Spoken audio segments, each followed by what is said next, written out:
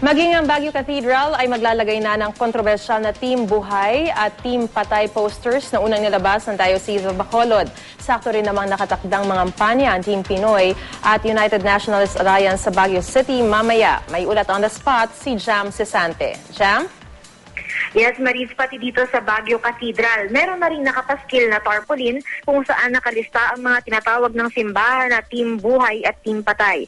Nakalista sa ilalim ng tinatawag ng simbahan na Team Buhay o yung mga tutol sa Reproductive Health Act, sina senatorial candidates Mitos Magsaysay, J.V. Estrada at Gringo Honasan ng United Nationalist Alliance o UNA, Coco Pimentel, Sonny Trillanes at Cynthia Villar ng Team Pinoy, at Tito David, J.C. De Los Reyes at Marwel Yastos ng Angkapatiran.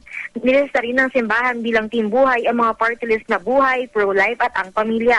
Sa ilalim naman ng tinatawag ng simbahan na Team Patay o mga pabor sa RH Bill, ang senatorial candidates na sina Sammy Angara, Alan Peter Cayetano, Chis Escudero, Risa Ontiveros at Loren Legarda ng Team Pinoy, Jack Enrile ng UNA at independent candidate Teddy Casino. Nilista rin bilang Team Patay ang party list na Gabriela, Akbayan, Bayan Muna at Anak Tawis.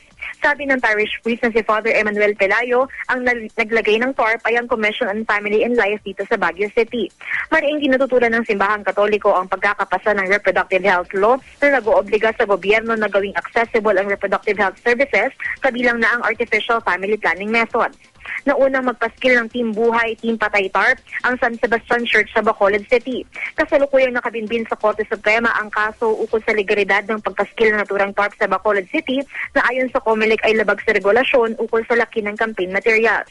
Sabi ni Una Campaign Manager Toby Tiangco, nirerespeto nila ang freedom of expression ng simbahang Katoliko kaya wala silang problema sa pag-post ng Team Buhay at Team Patay TARP sa Baguio Cathedral.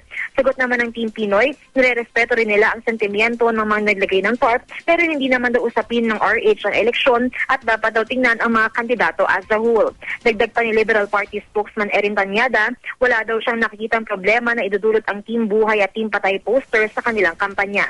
Samantala, patuloy pa natin kinukuhanan ng pahayag ang mga party list groups. Nakatakdang magsagawa ng magkasabay na campaign rallies ng UNA at Team Pinoy sa Baguio City mamayang hapon.